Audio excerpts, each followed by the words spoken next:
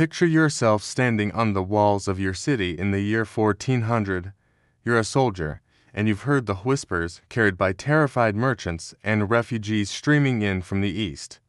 They speak of entire populations vanished overnight, of rivers that ran red for weeks, of monuments constructed not from stone, but from something far more horrifying. The stories seem impossible, the kind of tales designed to frighten children at bedtime.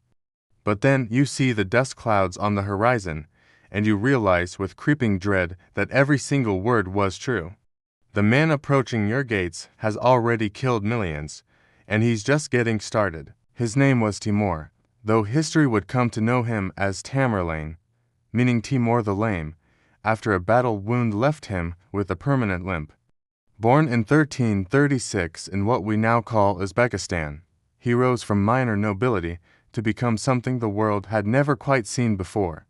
This wasn't some mindless warlord drunk on blood and power. Tamerlane was a brilliant military strategist who could recite poetry in multiple languages, a patron of the arts who commissioned stunning architecture, a man who understood culture and beauty and civilization, which makes what he did to those 5 cities so much more terrifying, because he knew exactly what he was destroying. Between 1370 and 1405, Tamerlane's campaigns may have killed 17 million people.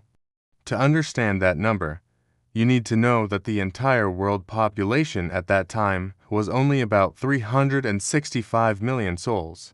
That means 1 in every 20 humans alive on Earth during his lifetime potentially died because of him, not from plague or famine or natural disaster, but from deliberate, calculated, methodical extermination. He claimed descent from Genghis Khan and made it his life's mission to rebuild the Mongol Empire. But where Genghis used terror as a tool, Tamerlane elevated it to an art form that would make even the great Khan recoil in horror. What made Tamerlane truly different from other conquerors was this: he didn't want to rule the places he conquered.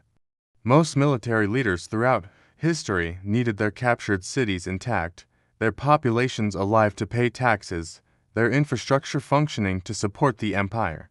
Tamerlane didn't care about any of that.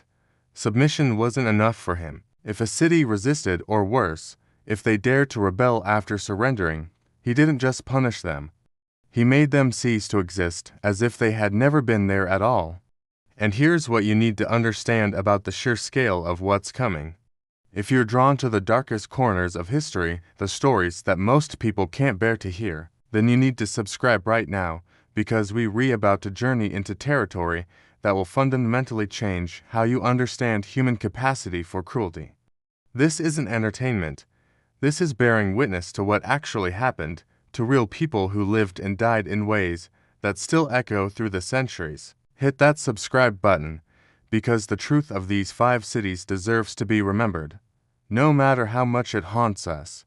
The first city to learn the terrible lesson of Tamerlane's promises was Sivas, located in what's now central Turkey. In the year 1400, Sivas was defended by a garrison of Armenian Christian soldiers who had heard every terrifying story about the approaching conqueror. When his massive army appeared on the horizon, the defenders faced an impossible choice: fight to certain death, or surrender and pray for mercy. That's when Tamerlane made them an offer that seemed like salvation itself. He sent word that if they surrendered immediately, he would give his solemn oath that not a single drop of their blood would be shed. It was a binding promise, sworn before witnesses, the kind of oath that meant something in medieval warfare. Desperate and outnumbered, somewhere between 3,000 and 4,000 Armenian soldiers made their choice. They opened the gates, laid down their weapons, and walked out to surrender. And that's when they discovered the terrible truth about Tamerlane's promises.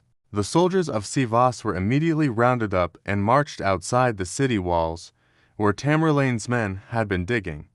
Not graves exactly, but something much larger: massive trenches, deep and wide enough to hold thousands. The horrible realization must have hit them all at once when they understood what was about to happen.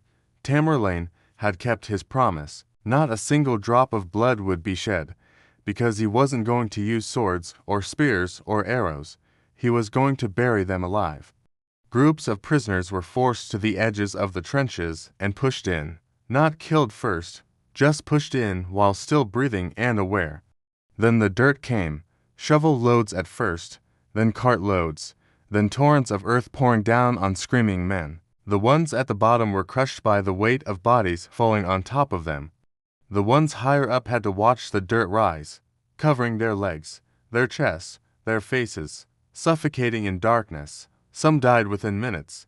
Others, trapped in air pockets, might have lasted hours, slowly running out of oxygen beneath the weight of earth and corpses. All 4,000 soldiers died this way, and Tamerlane could stand before anyone and truthfully say he had kept his word. But if Sivas was about twisted promises, then what Tamerlane did to Urgench was about making a place vanish from the earth as if it had never existed. Urgench was one of the jewels of Central Asia, a wealthy capital city filled with libraries, mosques, and beautiful homes. But in 1388, Urgench made a catastrophic mistake. It rebelled. For Tamerlane, rebellion wasn't a political problem to solve. It was a personal insult that required total retribution. When his forces breached the city walls, his orders were clear and methodical. First, kill everyone.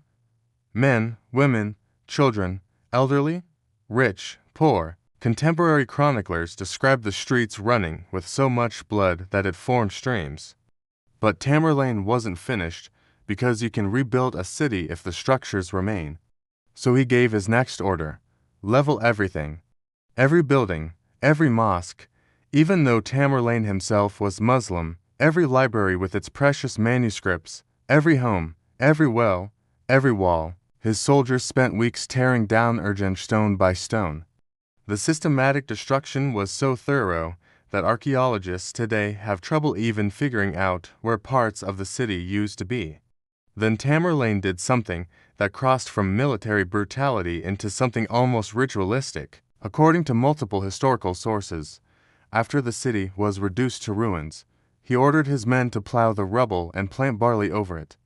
Think about what that means. Barley is what you plant in fields, in farmland, in empty land. By ordering barley to be sown over Urgench, Tamerlane was making a statement that this was no longer a city, not even worthy of being called ruins. This was farmland now. This place had been uncreated. And it worked. Urgench never recovered. The site was eventually abandoned, and the original city, with its centuries of history and culture, ceased to exist. But what happened when a city was smart enough to surrender immediately without any resistance at all? The Persian city of Isfahan was about to find out in 1387. Isfahan's leaders opened the gates, laid down their weapons, and submitted without a fight. Amazingly, Tamerlane showed mercy. He stationed a garrison, imposed taxes, and life continued. For a few weeks, the people of Isfahan believed they had made the right choice. But then they made a catastrophic miscalculation. They got angry about the taxes, and that anger turned into rebellion. Citizens attacked Tamerlane's tax collectors and killed the garrison he had left behind. When word reached Tamerlane, those who knew him understood immediately. Isfahan had been shown mercy and thrown it back in his face. That was personal. When Tamerlane returned to Isfahan, he ordered a general massacre with a quota system that turned his soldiers into hunting parties. Each military unit had to return with a specific number of severed heads. The killing went on for days, and contemporary sources claim the death toll reached 70,000 or possibly even higher. But the killing was just the beginning. Tamerlane ordered his men to collect all the severed heads and build towers with them, pyramids of human skulls constructed throughout the city. One eyewitness chronicler documented 28 of these towers before he became too physically ill to continue counting, noting that each tower contained approximately 1,500 heads. These weren't hidden away. They were deliberately placed in public spaces, at city gates, in main squares, meant to be seen by every traveler and merchant passing through. The skull towers of Isfahan stood for years, possibly decades, a constant reminder that became legendary across the known world. By 1398, Tamerlane turned his gaze toward India and the wealthy Delhi Sultanate. As his 90,000-strong army moved through northern India, they captured around 100,000 Hindu prisoners. But as Tamerlane approached the decisive battle with the Sultan's army, he looked at those 100,000 captives and saw a tactical ability, prisoners who might rebel behind his lines during the fight. What he decided to do next would exemplify his absolutely cold calculation in ways that still defy comprehension. The decision he made that day in 1398 would stand as one of the single most horrifying acts in all of medieval history, a moment when one man's strategic thinking revealed the true depths of calculated inhumanity. The legacy of Tamerlane forces us to confront an uncomfortable truth about human history, that monsters do and always look like monsters, that brilliance and brutality can coexist in the same mind, and that the capacity for systematic cruelty exists in our species on scales we can barely comprehend. Those 5 cities and the millions who died weren't just statistics. They were human beings with families and dreams and futures that were extinguished by one man's ambition. Their story demands to be remembered, not to glorify violence, but to ensure we never forget what we're capable of when power goes unchecked. Drop a comment below and tell us, how do you think the world would be different today if Tamerlane had never existed? What cities and cultures might still be thriving?